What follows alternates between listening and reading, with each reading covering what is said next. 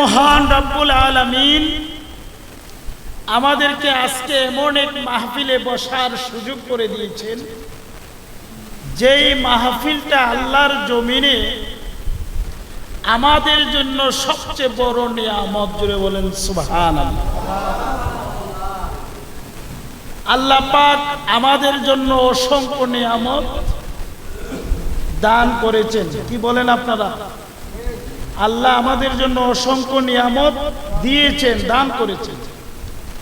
আসমানটা আমাদের জন্য কি নিয়ামত, জমিন আমাদের জন্য নিয়ামত, চন্দ্র আমাদের জন্য নিয়ামত, সূর্য আমাদের জন্য নিয়ামত, নামাজ আমাদের জন্য নিয়ামত, রোজা আমাদের জন্য নিয়ামত। আমরা যেদিকে তাকাই সেদিকে নিয়ামতের অসংখ্য নিয়ামত। নিয়ামতের আদনা ছোট্ট একটা নিয়ামতের শুকরিয়া আদায় করে আমাদের ঈমানি জিন্দেগি শেষ হয়ে যাবে। ওই ছোট্ট নিয়ামতের শুকরিয়া আদায় করে আমরা শেষ করতে পারবো না। কি বলেন, ঠিক না বেঠিক? সেজন্য অসংখ্য গণিত নিয়ামত আল্লাহ আমাদেরকে দান করেছেন। আপনারা বলুন, এই নিয়ামতগুলো আমরা কার মাধ্যমে, কার উসিলায় আমরা পেলাম? মারহাবা। আমরা এই সমস্ত নিয়ামত পেলাম হুজুর পূর্ণ সাল্লাল্লাহু আলাইহি ওয়াসাল্লামের উসিলায়। কে দিলেন? কে দিলেন নিয়ামত? আল্লাহ। উসিলাকে আমার নবী। আমার নবী হলেন উসিলা। সেজন্য বাবারা আপনারা বসেন, কেউ যাবেন না। আমি অল্প সময় আলোচনা করে শেষ করব। আমি অসুস্থ মানুষ, আর আজকে সারাদিন আমরা জুলুস করেছি, মাহফিল করেছি, প্রতিদিন এই হয়। এজন্য আজকে অনেকটা অসুস্থ হয়ে গেছি। তারপরও আমার বাবা, আপনাদের সম্মানিত ইমাম ও খতিব, ওনার আহ্বানে আমি আর থাকতে পারলাম না। অসুস্থ অবস্থায় আপনাদের খেদমতে হাজির হয়ে গেলাম। আপনারা বসবেন, কিছু সময় আমার কথাগুলো শুনবেন, তারপরে দোয়া হয়ে যাবে ইনশাআল্লাহ। আপনারা যদি যান গে তাইলে হবে। অসংখ্য নিয়ামত আল্লাহ দান করেছেন। নিয়ামতগুলো আমরা পেলাম নবী মুহাম্মদুর রাসূলুল্লাহ সাল্লাল্লাহু আলাইহি ওয়াসাল্লামের উসিলায়। অতএব আমাদের কাছে সবচেয়ে বড় নিয়ামত হলো নিয়ামতে আলা, নিয়ামতে উজমা, নিয়ামতে কুবরা। সবচেয়ে বড় নিয়ামত হলো নবী মুহাম্মদুর রাসূলুল্লাহ সাল্লাল্লাহু আলাইহি ওয়াসাল্লাম।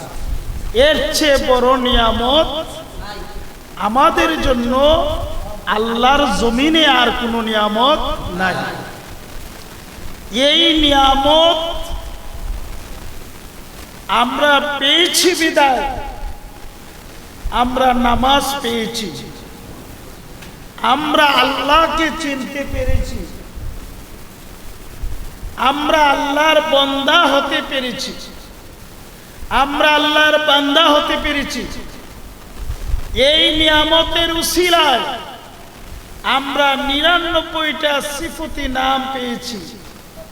এক একটা নামের সিফতের শুরু আছে, শেষ নাই। সুবহানাল্লাহ। ৯৯টা নামের মধ্যে একটা নাম যদি আপনি সাধন করতে পারেন, তাহলে দেখা যাবে ওই নামটার মাধ্যমে আপনি আল্লাহর প্রিয়ভাজন হয়ে যাইতে পারবেন। সুবহানাল্লাহ। ওই সমস্ত নিয়ামত কার উসিলায় পাইলাম? নবী মুহাম্মদুর রাসূলুল্লাহ সাল্লাল্লাহু আলাইহি ওয়াসাল্লামের উসিলায়। সেজন্য আজকের মাহফিলটা হলো সবচেয়ে নিয়ামতের মাহফিল, সবচেয়ে বড় নিয়ামত।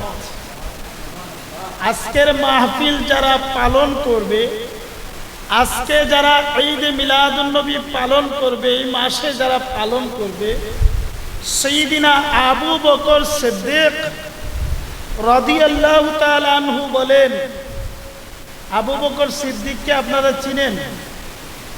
কে? নবীর সাহাবী, নবীর প্রধান সাহাবী আবু বকর সিদ্দিক, জিনার শানে আল্লাহর নবী বলেছিলেন, আবু বকর তোমার ঈমানটা যদি আর তোমার আমলটা যদি এক পাল্লায় রাখা হয়, আর পৃথিবীতে যত ঈমানদার আছে, পৃথিবী থেকে যত ঈমানদার চলে গেছে, পৃথিবীতে যত ঈমানদার আসবে, সকলের ঈমান আমল যদি এক পাল্লায় রাখা হয়, তাহলে তুমি আবু বকরের ঈমানের পাল্লা, আমলের পাল্লা ভারী হয়ে যাবে। জুড়ে বলেন সুবহানাল্লাহ। সেই আবু বকর সিদ্দিক বলতেছেন, মান আনফাকা দিরহামান আলা কিরাতি মাউলিদিন নবী সাল্লাল্লাহু আলাইহি ওয়াসাল্লাম ইজা রাফিকি ফিল জান্নাহ। আবু বকর সিদ্দিক বলতেছেন, যে মিলাদুন নবীর মাহফিল করলো, মিলাদুন নবীর মাহফিলে 1 দিরহাম খরচ করলো, শরীক হলো, সে আমার দুস্থ হইয়া, আমার বন্ধু হইয়া, সে আমার সঙ্গে জান্নাতে থাকবে। জোরে বলেন সুবহানাল্লাহ। তাহলে এটা কি আমি মাওলানা সাহেবের কথা না আপনাদের ইমাম সাহেবের কথা? এমন একজন বলেছেন যিনি হচ্ছেন আমার নবীজির প্রিয় সাহাবী, জিনার ঈমান আমল এক পাল্লায় রাখলে আর সারা পৃথিবীর ঈমান আমল এক পাল্লায় রাখলে ঈমানদারের দিকে ওনার ঈমানের পাল্লা, আমলের পাল্লা ভারী হয়ে যাবে। উনি সেই কথা বলেছেন। অতএব মিলাদুন নবী সাধারণ মাহফিল নয়। হযরতে উসমান রাদিয়াল্লাহু তাআলা আনহু বলেন, হযরতে উমর রাদিয়াল্লাহু তাআলা আনহু বলেন, মান আজ্জামা মাউলিদিন নবী সাল্লাল্লাহু আলাইহি ওয়াসাল্লাম ফাকাদ আহইয়াল ইসলাম। যে মিলাদুন নবীর মাহফিল করলো, মিলাদুন নবী উদযাপন করলো, সে যেন ইসলামকে জিন্দা করে দিল। সুবহানাল্লাহ। তাহলে মিলাদুন নবীর লবণ, ইমাম সাহেব এখানে আসেন। তাহলে মিলাদুন নবীর মাহফিলের চেয়ে আমাদের জন্য আর বড় মাহফিল আর কোনটা নয়। সকল মাহফিল হলো মিলাদুন নবীর মাহফিলের পরে তাফসির মাহফিল বলেন, সুন্নি মাহফিল বলেন, ইসালে সাহেবের মাহফিল বলেন, খতমের মাহফিল বলেন, যত মাহফিল আছে সব মাহফিলের উঠতে হলো মিলাদুন নবীর মাহফিল। মিলাদুন নবী যদি না হইতো তাহলে আমরা তাফসির মাহফিল হইতো না। মিলাদুন নবী যদি না হইতো তাহলে লাইলাতুল কদর আসতো না। মিলাদুন নবী যদি না হইতো তাহলে লাইলাতুল বরাত আসতো না।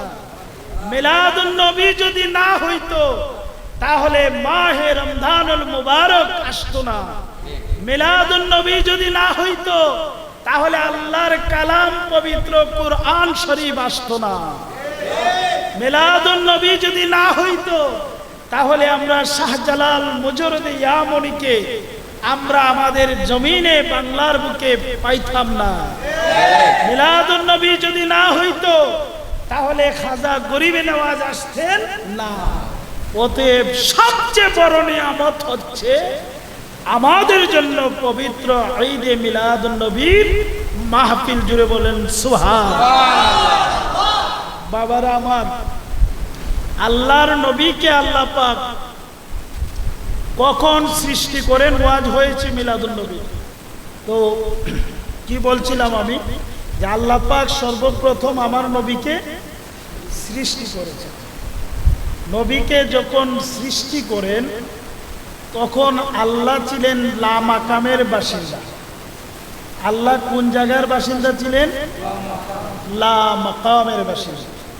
আল্লাহর জাতিগত সত্তাগত কোনো নাম ছিল না। আসমান জমিন লৌহ কলম কোনো কিছুই ছিল না। তখন আল্লাহর কুদরতি জবান দিয়া আল্লাহ প্রথম ওয়াজ করলেন কুনি মুহাম্মাদান ফাসারা মুহাম্মাদাম মিন নূরি সাল্লাল্লাহু আলাইহি ওয়াসাল্লাম। আল্লাহ বললেন মুহাম্মদ হয়ে যাও, ফাসারা মুহাম্মাদাম মিন নূরি, মুহাম্মদ সাল্লাল্লাহু আলাইহি ওয়াসাল্লামের নূর মুবারক হয়ে গেল। জুড়ে বলেন সুবহানাল্লাহ। কখন সৃষ্টি? যখন আল্লাহ লামাকামের বাসিন্দা, যখন কোনো কিছুর অস্তিত্ব নাই। কথাটা বুঝছেন? এটা হেডলাইন।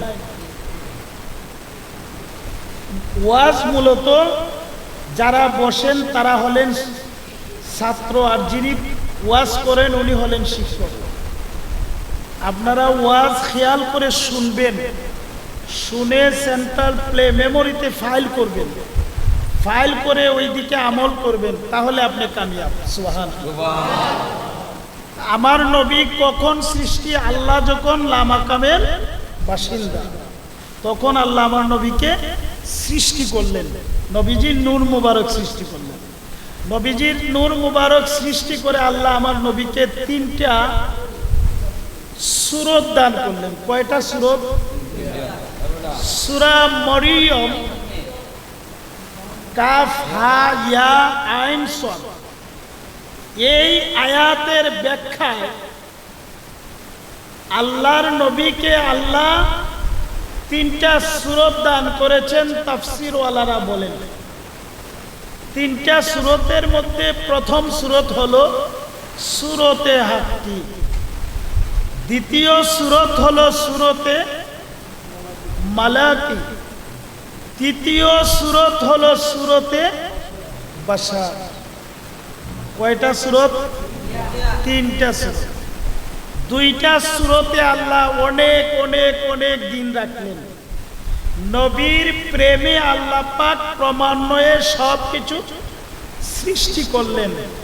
আল্লাহর 99টা সিফতি নাম প্রকাশ করলেন।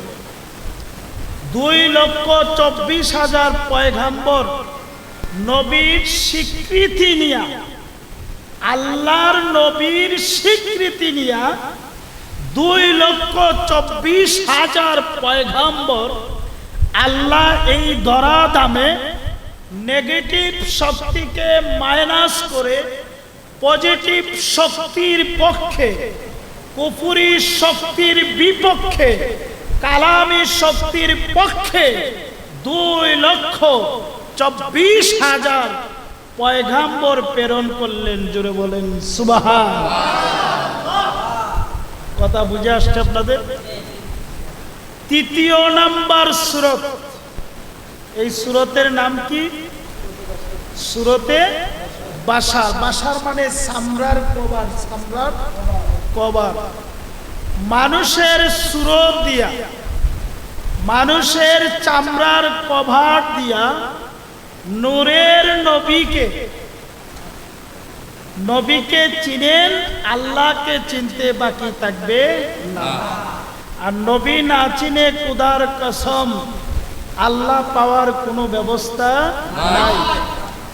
আল্লাহ যদি পেতে হয় নবীকে অনুসরণ করতে হবে, অনুকরণ করতে হবে। 3য় নাম্বার সূরত সূরতে বাশার। মানুষের কভার দিয়া নূরের নবীকে 570 খ্রিস্টাব্দে 12ই রবিউল আউয়াল সুবে সাদেকের সময় আল্লাহ এমন একটা সার্টিফিকেট দিলেন, যেই সার্টিফিকেট অন্য নবীদেরকে, অন্য রসুলদেরকে, অন্য পয়গাম্বরদের কাউকেই দেন নাই। আল্লাহ কি সনদ দিলেন? আল্লাহ বললেন ওমা আরসালনাকা ইল্লা রাহমাতাল লিল আলামিন।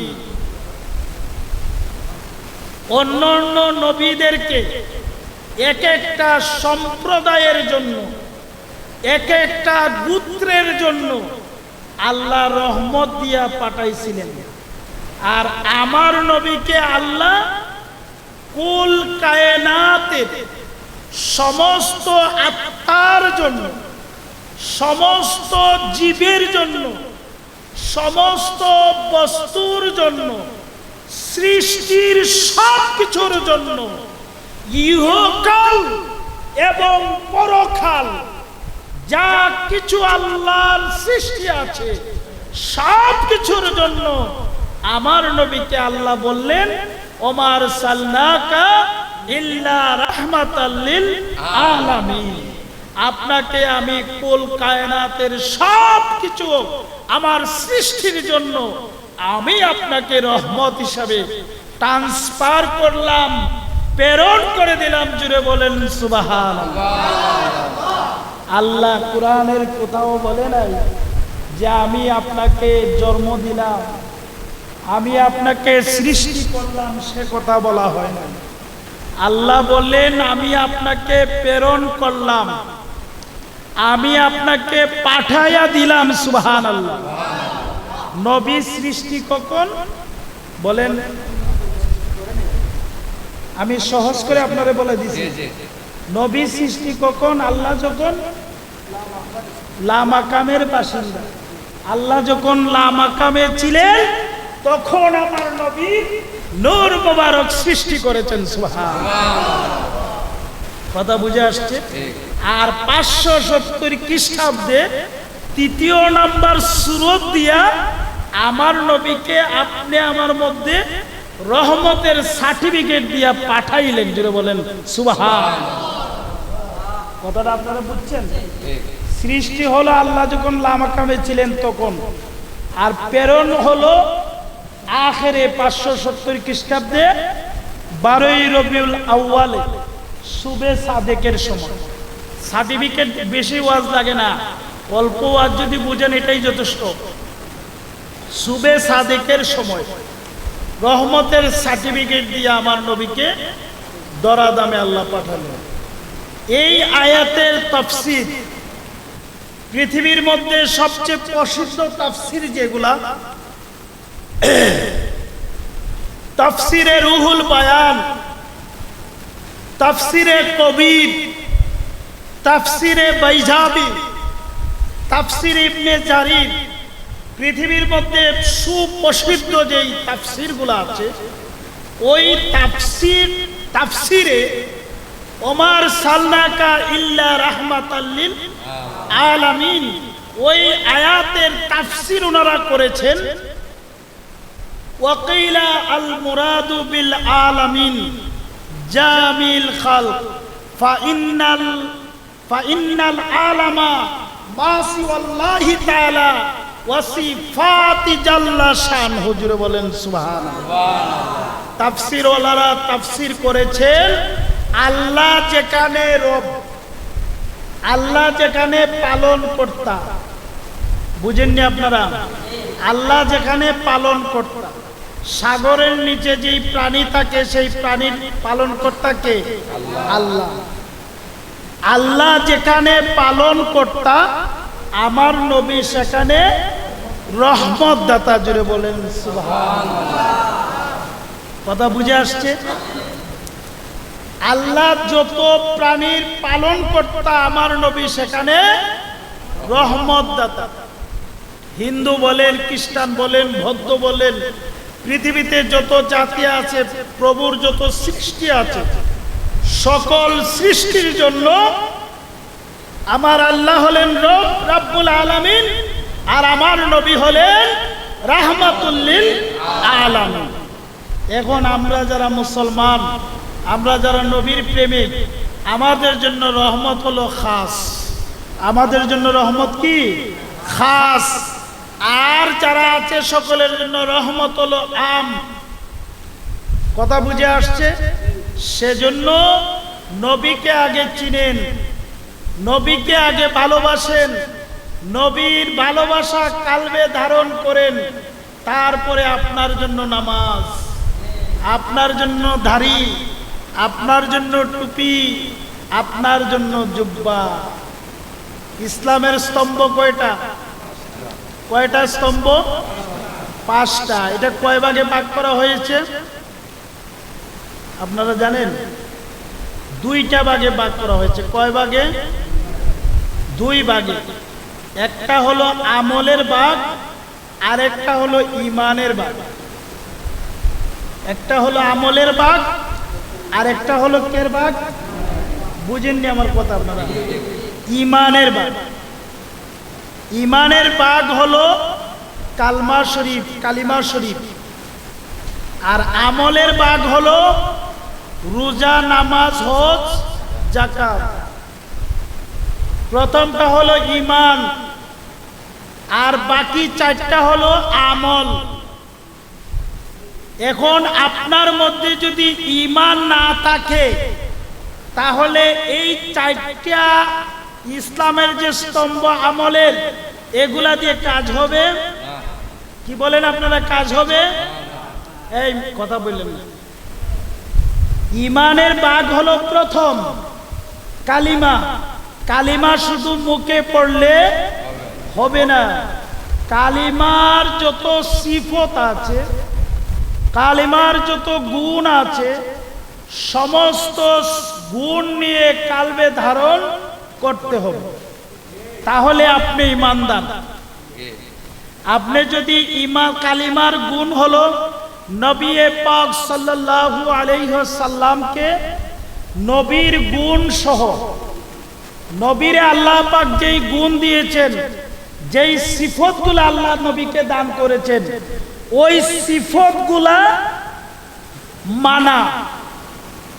নবীর গুণ সহ, নবীর সিফত সহ নবীকে মানা এবং নবীকে ভালোবাসা। জুড়ে বলেন সুবহানাল্লাহ।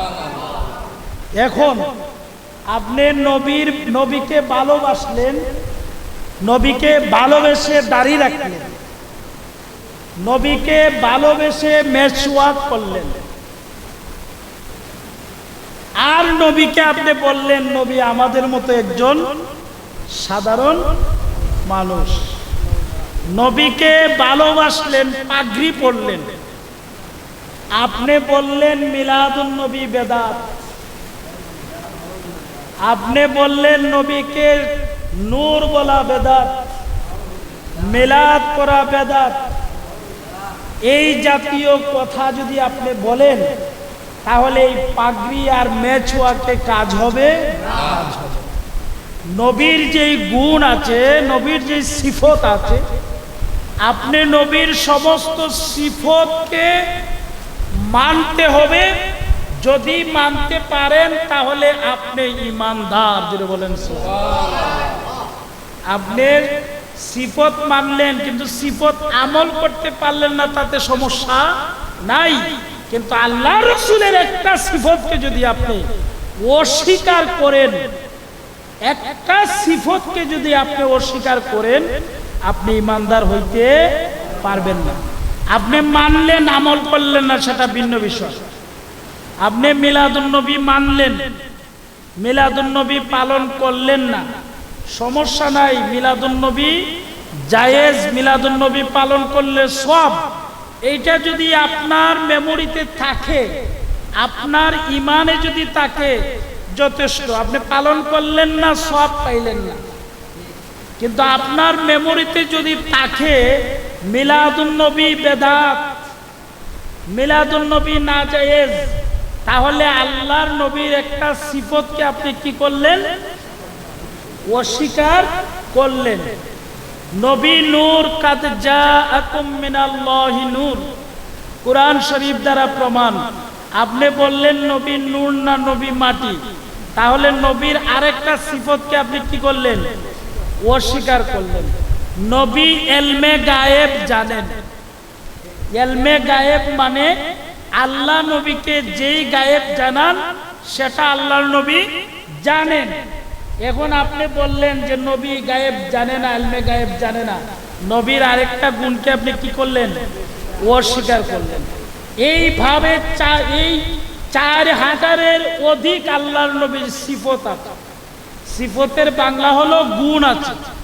একটা গুণকে যদি আপনি অস্বীকার করেন, আপনি ইমানদার হইতে পারবেন না। তাহলে বোঝা গেল, ইমান যদি আপনার মধ্যে থাকে তাহলে নামাজ আপনার জন্য ব্যালেন্স হবে। ইমান যদি আপনার মধ্যে থাকে তাহলে পাগড়ি, জুব্বা, তাসবিহ, তাহলিল, জিকির, আজকার সব কিছু ব্যালেন্স হবে। আর ইমান যদি আপনার মধ্যে না থাকে তাহলে এগুলো আপনার ব্যালেন্সে হবে না, ব্যালেন্স হবে না। সেজন্য ইমানদার যদি হইতে হয় তাহলে নবীর সিফত সহ, নবীর গুণ সহ নবীকে মানতে হবে। জুড়ে বলেন সুবহান। আমরা নবীর গুণ সহ নবীর মানিনি না, নবীর একটা মানি আর একটা মানি না। নবীর সিফত সহ যারা নবীকে মানবে তারাই ইমানদার। আল্লাহর নবী বলেছেন, বুখারী শরীফের হাদিস, লা ইউমিনু আহাদুকুম হাত্তা আকুনা হাব্বা ইলাইহি মিন ওয়ালিদিহি ওয়া ওয়ালাদিহি ওয়ান নাসি আজমাইন। মার চেয়ে, বাবার চেয়ে, সন্তানের চেয়ে দুনিয়ার যত জাগতিক নিয়ামত আছে সকল নিয়ামতের চেয়ে যদি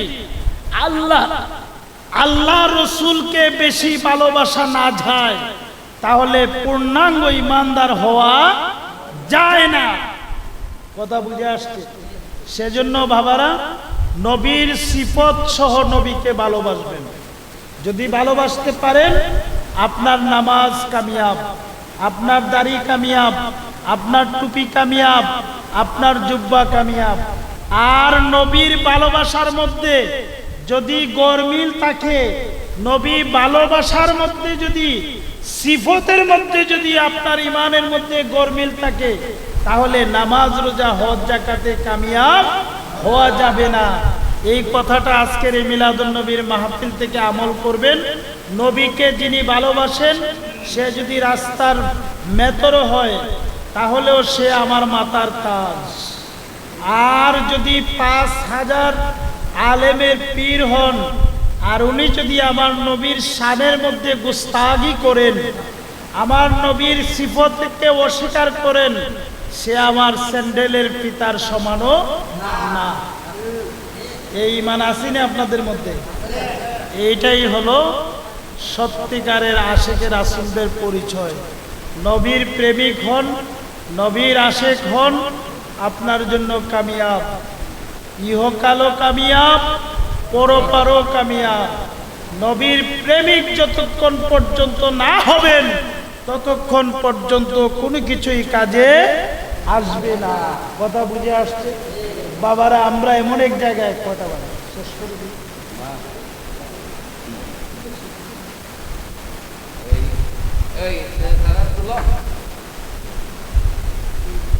আমরা এমন এক জায়গায় আছি, এটা ক্ষণস্থায়ী জিন্দিগি। কি জিন্দিগি? ক্ষণস্থায়ী জিন্দিগি, মুসাফিরের জিন্দিগি। এখান থেকে চলে যেতে হবে। আজকে দেখেন, অত্যন্ত দুঃখের বিষয়, মিলাদুন নবী, দয়াল নবীর আগমনের জুলুস আমরা আনন্দ মিছিল বের করেছি। বাংলাদেশ তথা সারা পৃথিবীতে আনন্দ মিছিল হচ্ছে। টুপিওয়ালা, দাড়িওয়ালা হিন্দু লোক নয়, খ্রিস্টান নয়, ইহুদি নয়, টুপিওয়ালা, দাড়িওয়ালা নবীজির আগমন দিবসকে সহ্য করতে পারল না। কসবার জমিনে রক্তাক্ত করিল। বাংলাদেশের 2-3 জায়গার মধ্যে রক্তাক্ত হয়েছে, সুন্নিরা আহত হয়েছে, সুন্নিরা এক জায়গায় শুনেছি শহীদ হয়েছে একজন। এগুলা কিসের আলামত? কোন মুসলমান এই কাজ করতে পারে? কোন মুসলমান এই কাজ করতে পারে? শুধু টুপি আর দাড়ি আর জুব্বা থাকলেই মুসলমান বলা যাবে না।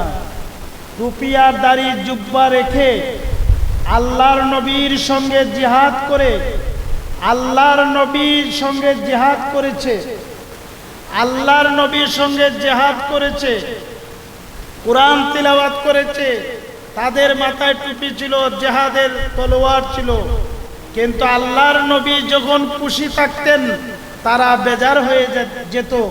তাদের কথা ছিল আব্দুল্লাহর ছেলে মুহাম্মদ, উনি আমাদের মতোই একজন সাধারণ মানুষ, উনাকে নবী না বানাইয়া আল্লাহ যদি আর কাউকে নবী বানাইতেন তাহলে আমরা মানতাম, উনাকে আমরা কিভাবে নবী মানি, উনি তো আমাদের মতোই মানুষ।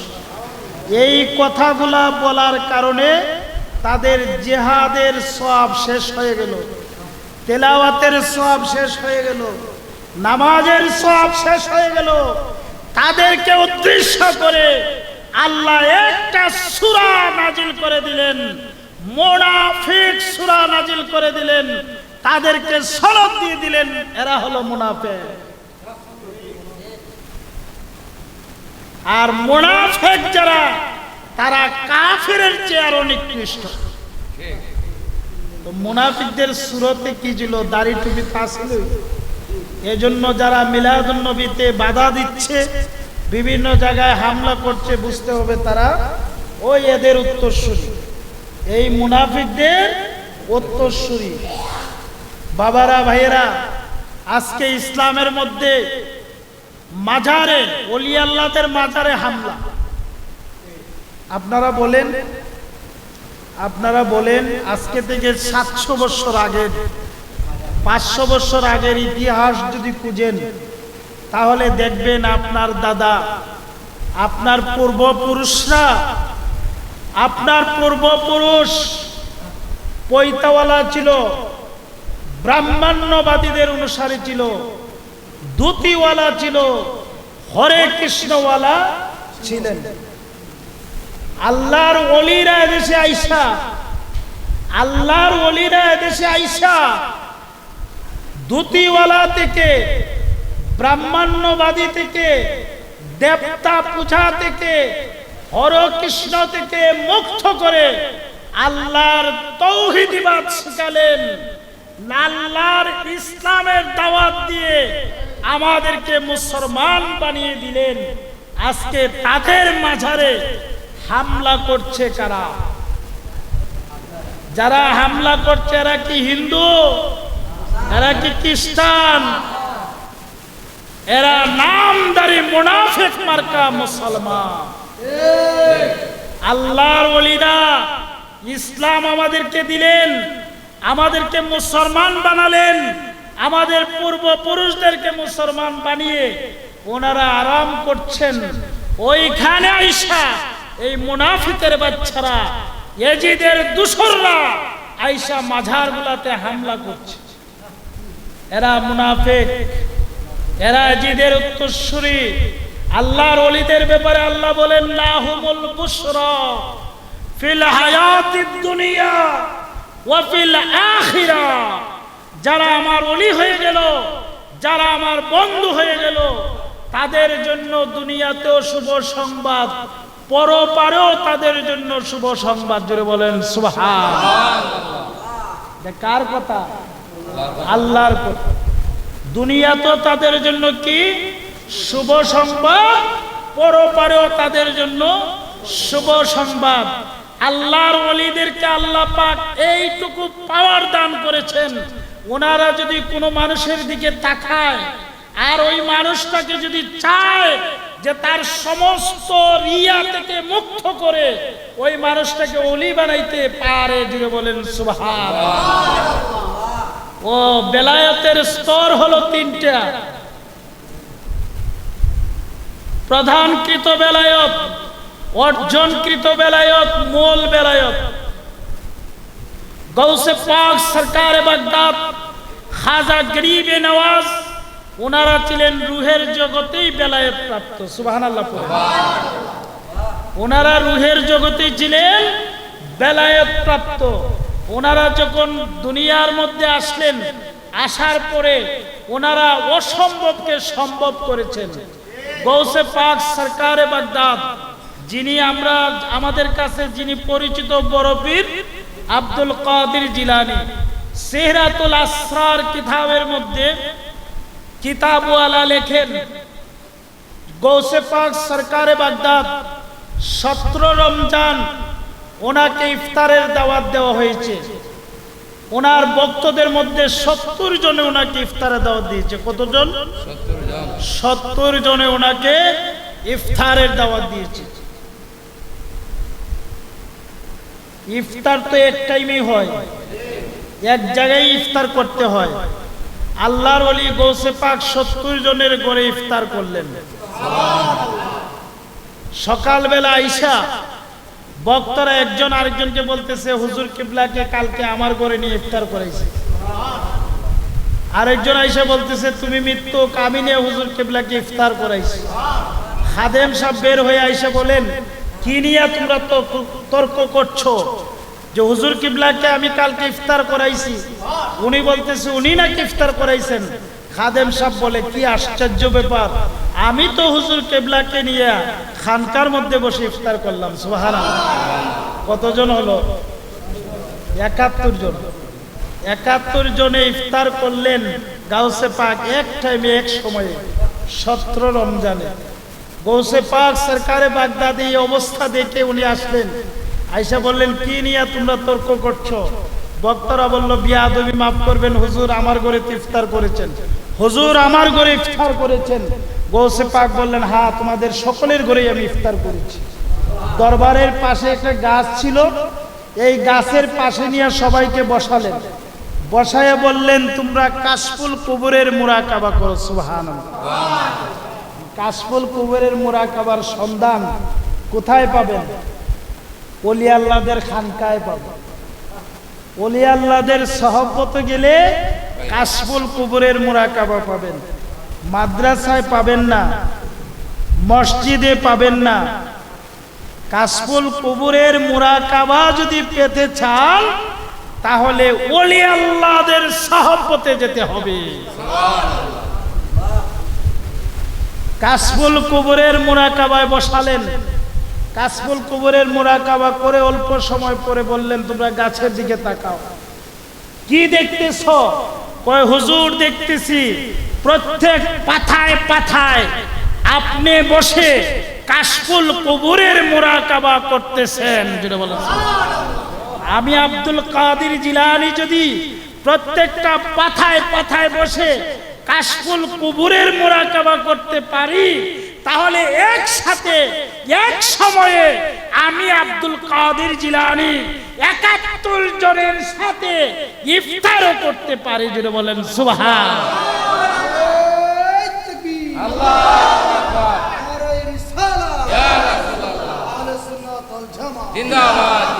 এটা হলো ওলি আল্লাহদের কারামত। শাহজালাল মুজরদি ইয়ামুনি 360 আউলিয়া নিয়া গর্গবিন্দু নৌকা বন্ধ করে দিল। উনি কিভাবে নদী পার হইলেন? ভক্তদেরকে বললেন, ওলি আল্লাহদেরকে বললেন, বসো, তোমরা মুরাকাবায় চলে যাও। অল্প সময় মুরাকাবা করে দেখা যায় নদীর এই পার থেকে সেই পার চলে আসছে। সুবহানাল্লাহ। নাসিরউদ্দিন সিফাসালা যিনি ইন্তেকালের আগে বললেন যে আমি ইন্তেকাল করার পরে আমার লাশটা তোমরা কি করিও? পূবে পশ্চিমে দিয়ে দিও। ভক্তরা কোনো অবস্থাতেই সমাজের সঙ্গে পারল না, উত্তরে দক্ষিণে দেওয়া হলো। অল্প কিছু সময় দাফন করার পরপরই দেখা যায় একটা বিকট শব্দ করে আল্লাহর ওলির মাজার পূবে পশ্চিমে হয়ে গেল। সুবহানাল্লাহ।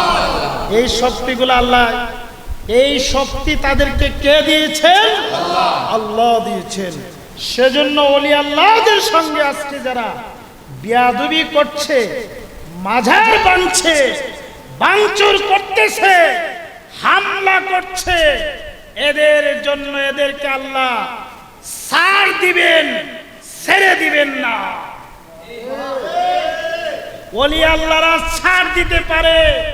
ওলি আল্লাহদের সঙ্গে আল্লাহর সিফতি নামের একটা ঘনিষ্ঠ সম্পর্ক রয়েছে। সেজন্য ওলি আল্লাহরা ছাড় দেয় কিন্তু ছেড়ে দেয় না। আজকে মাজার ভেঙেছো, হামলা করেছো, এর পরিণাম ভয়াবহ, এর পরিণাম খুবই খারাপ হবে।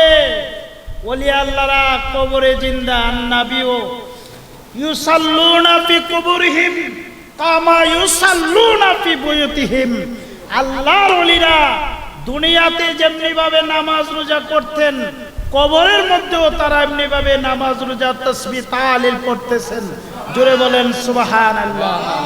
ওলিদের ব্যাপারে আল্লাহ বলেন দুনিয়া তো তাদের জন্য শুভ সংবাদ, পরপারেও তাদের জন্য কি শুভ সংবাদ। নাসিরউদ্দিন বাবার মাজার পূবে পশ্চিমে হয়ে গেছে। সারা টুপিয়াজুরির এই সভাপতি সাহেবের মাধ্যমে নেতৃত্বে আপনারা যদি হবিগঞ্জে যান, হবিগঞ্জ থেকে আরেকজন সুন্নি আলেমের নেতৃত্বে হাজারো মানুষ নিয়ে মোরারবন এক মাঠে যদি নামাজ পড়ে বলেন যে আল্লাহ এই ওলির মাজারটা উত্তরে দক্ষিণে আছে, এটা পূবে পশ্চিমে করে দাও, এটা কি সম্ভব হবে? অতীতে সম্ভব হয়েছে, হয় নাই, ভবিষ্যতেও সম্ভব হবে না। ওলি আল্লাহদেরকে আল্লাহ পাক সেই শক্তি দিয়েছেন, পাওয়ার দিয়েছেন। সেজন্য আজকে যারা একটু পরে এজন্য ওলি আল্লাহদের মাঝারে আজকে যারা হামলা করছে, ওলি আল্লাহর মাঝার নিয়ে যারা বিভিন্ন ধরনের কটূক্তি করতেছে, এদেরকে সাবধান করে আমরা দিতে চাই। এই টুপিয়াজুরি ঈদে মিলাদুন নবীর মাহফিল থেকে সাবধান হয়ে যাও। ওলি আল্লাহদের ব্যাপারে আল্লাহ ছাড় দিবেন, কিন্তু ছেড়ে দিবেন না। আল্লাহ বলেছেন ওলি আল্লাহদের সঙ্গে যারা দুশমনি করে তাদের সঙ্গে আমি আল্লাহ যুদ্ধ ঘোষণা করে দেই। আমরা অতীতে দেখেছি যারা ওলি আল্লাহর মাঝার নিয়ে কটূক্তি করেছিল তারা জেলের ভিতরেই তাদের মৃত্যু হয়েছে। হয়েছে কিনা? সাইদির মৃত্যু জেলে হয়েছে কিনা? ওলি আল্লাহর মাজারে যারা বোমা মারছিল, যেই জায়গায় বোমা মারছিল ওই জায়গাতে আইসা ধরা পড়ে গেল। পড়ছে কিনা? ওলি আল্লাহদের সঙ্গে যারা এই বেয়াদবি করতেছে রেহাই নাই, রেহাই পাবে না। ওলি আল্লাহদেরকে আল্লাহ, এরা আল্লাহর প্রিয়ভাজন, আল্লাহর রঙে তারা রঙিন হয়ে গেছে। সুবহানাল্লাহ। আল্লাহর রঙে তারা রঙিন, অতএব তাদের দরবারে তাদের মাজারে বেয়াদবি করা যাবে না। আল্লাহর ওলিদের ব্যাপারে আল্লাহ বলেন দুনিয়া তো তাদের জন্য শুভ সংবাদ, ইন্তেকালের পরেও তাদের জন্য কি শুভ সংবাদ। তাফসিরের মধ্যে আসছে ইন্তেকালের পরে আল্লাহর ওলিদের পাওয়ারকে আরো কি করা হয়? বেলায়েতের পাওয়ারকে বাড়িয়ে দেওয়া হয়, বেলায়েতের শক্তিকে বাড়াইয়ে দেওয়া হয়। সেজন্য ওলি আল্লাহদের সহবতে গেলে মানুষ অমানুষ থেকে মানুষ হওয়া যায়। ওলি আল্লাহদের সহবতে গেলে কোথায় কাল, কোথায় রুহু, কোথায় শের, কোথায় কাফি, কোথায় আকফা, ছয়টা লতিফা চিনা যায়। ওলি আল্লাহদের সহবতে গেলে মুরাকাবা মুশাহাদা শিখা যায়। ওলি আল্লাহদের সহবতে গেলে ওই জমিন থেকে সারাটা পৃথিবী সায়ের করা যায়। জুড়ে বলেন সুবহানাল্লাহ। আর ওলিদের উপরে আক্রমণ সেটা আল্লাহ বরদাস্ত করবে না। ওলি আল্লাহদের ব্যাপারে আল্লাহ বলেন লা তাবদিলা লিকালিমাতিল্লাহ যালিকা হুয়াল ফাউজুল আযীম। আমার ওলিদের ব্যাপারে সাবধান। ওলিদের ব্যাপারে আমি যে ঘোষণা দিয়েছি লাহুমুল বুশরা ফিল হায়াতিদ দুনিয়া ওয়া ফিল আখিরাহ, এই ঘোষণার রদ বদল হবে না, পরিবর্তন হবে না, পরিবর্তন হবে না। আমার এটাই সঠিক থাকবে। জুড়ে বলেন সুবহানাল্লাহ। সেজন্য বাবারা, এই দুনিয়াটা ক্ষণস্থায়ী। আমি বলেছিলাম এই দুনিয়া থেকে আমাদের চলে যেতে হবে। কি বলেন আপনারা? কেউ থাকবেন? আমরা কেউ থাকবো না। এই পৃথিবী থেকে আমাদের সকলেই চলে যেতে হবে। আমি শুরুতে একটা আয়াত করেছিলাম আল্লাযীনা আমানু ওয়া কানু ইয়াত্তাকুন। এই আয়াতের শাব্দিক অর্থ হলো যে আল্লাহর প্রিয়ভাজন যদি আপনি হইতে চান, আল্লাহর বন্ধু যদি আপনি হইতে চান, তাহলে আপনার মধ্যে দুইটা সিফত থাকতে হবে, দুইটা গুণ থাকতে হবে। আল্লাযীনা আমানু ওয়া কানু ইয়াত্তাকুন। দুইটা সিফতের মধ্যে একটা সিফত হলো আপনার পরিপূর্ণ ঈমান থাকতে হবে। আপনার পরিপূর্ণ কি ঈমান থাকতে হবে। আর একটা সিফত হলো ওয়া কানু ইয়াত্তাকুন, আপনার মধ্যে আল্লাহর ভয় থাকতে হবে। ওই দুইটা সিফত যদি আপনার মধ্যে থাকে, আপনি রিয়াজতের মাধ্যমে আল্লাহর প্রিয়ভাজন হয়ে যেতে পারবেন। জোরে বলেন সুবহানাল্লাহ। তাহলে আমরা কি সবাই চাই আল্লাহর বন্ধু হইতাম? কি বলেন, সবাই চাই? আমরা সবাই চাই আল্লাহর প্রিয়ভাজন হইতাম, আল্লাহর বন্ধু হইতাম। আল্লাহর বন্ধু হওয়ার জন্য শর্ত না যে আপনি মুহাদ্দিস হইতে হবে, আপনি মুফাসসির হইতে হবে, আপনি মুফতি সাহেব হইতে হবে, এইটা শর্ত না। আল্লাহর প্রিয়ভাজন হওয়ার জন্য, আল্লাহর বন্ধু হওয়ার জন্য শর্ত হলো দুইটা। আপনি সমাজে কৃষি কাজ করেন, তাতে সমস্যা নাই। আপনি ভ্যান গাড়ি চালান, তাও সমস্যা নাই। আপনি ব্যবসা করেন, তাও সমস্যা নাই। আপনি চাকরি করেন, তাও সমস্যা নাই। আপনি মসজিদের ইমাম সাহেব, তাও ঠিক আছে, সমস্যা নাই। আপনি মাদ্রাসার মুহাদ্দিস সাহেব, তাও ঠিক আছে, সমস্যা নাই। আপনি প্রাইমারি স্কুলের টিচার, তাও সমস্যা নাই। আপনি সমাজে যেই স্তরেই থাকেন না কেন, আপনার মধ্যে যদি দুইটা গুণ থাকে, তাহলে আপনি আল্লাহর প্রিয়ভাজন হইতে পারবেন। জোরে বলেন সুবহানাল্লাহ। সেজন্য বাবারা, আমরা সবাই চাই আল্লাহর প্রিয়ভাজন হইতাম, আল্লাহর বন্ধু হইতাম। আল্লাহর বন্ধু হয়ে যদি কবরে যাই, তাহলে কবরটা হবে আমাদের জন্য বালাকানা। আর আল্লাহর বন্ধু হয়ে যদি কবরে না যেতে পারি, তাহলে কবরটা হবে আমাদের জন্য জাহান্নামের আকরা। সেজন্য আল্লাহর প্রিয়ভাজন হওয়ার জন্য শর্ত হলো দুইটা, ঈমান এবং তাকওয়া। ঈমান আর তাকওয়া ধারণ করুন, ধারণ করে রিয়াজত করেন, রিয়াজত করেন, মেহনত করেন। মেহনতের একটা স্কুল আছে, মেহনতের একটা কি আছে, স্কুলটা চিনেননি আপনারা? মেহনতের স্কুল হলো পীর মাশায়েখদের খানকা। মেহনতের স্কুলটা হলো কি? পীর মাশায়েখদের খানকা। ওই খানকাতে যান, গিয়া কোথায় কাল, কোথায় রুহ, কোথায় সের, কোথায় আখা, কোথায় নফস, এই লতিফাগুলা জানেন, শিখেন, বুঝেন। মান আরাফা নফসাহু ফাকাদ আরাফা রাব্বাহু। আপনি আপনাকে চিনেন, আপনাকে যদি আপনি চিনতে পারেন, তাহলে আপনি আপনার মালিককেও চিনতে পারবেন। জুড়ে বলেন সুবহানাল্লাহ। আমি সবাইকে ধন্যবাদ জানিয়ে আমার অসমাপ্ত আলোচনা এখানেই শেষ করলাম। মিলাদ হবে, মিলাদের পরে দোয়া হবে। আমি অসুস্থ, আপনারা আমার জন্য দোয়া করবেন। আমাদের দারুস সালাম দরবার শরীফের পক্ষ থেকে আপনাদের সকলকে আমি দাওয়াত করলাম, আমাদের দরবার শরীফ কমপ্লেক্সে যাবেন। ওখানে 200 শতক জায়গা নিয়ে আমরা কমপ্লেক্সের কার্যক্রম শুরু করেছি।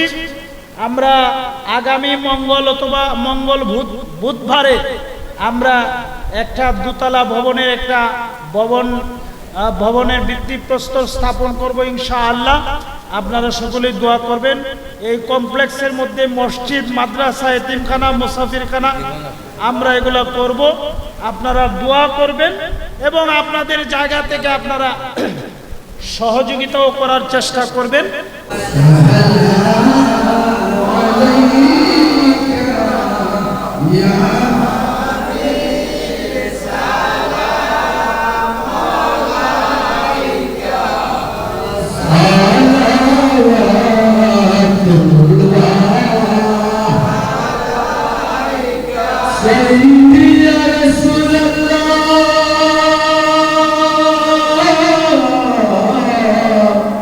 Kobore